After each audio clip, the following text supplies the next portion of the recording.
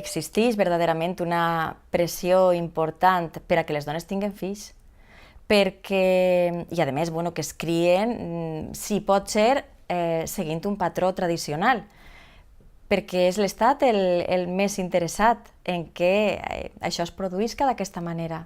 És una manera per la que les dones s'ocupen de la criança dels fills, s'ocupen de la família, s'ocupen de la cura de les persones dependents i els homes poden projectar la seva personalitat en l'àmbit públic i desenvolupar-se professionalment.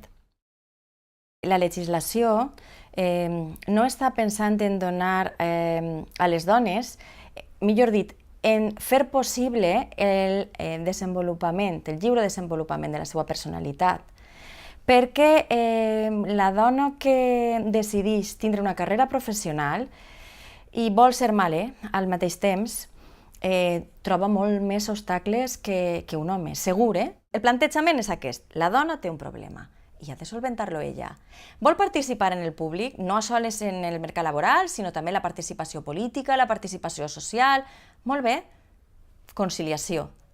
L'Estat podrà fer alguna cosa, farà polítiques per a promoure la conciliació, per a promoure, com diu la nostra Constitució en l'article 9.2, que la igualtat siga real i efectiva, però que ho solvente la dona.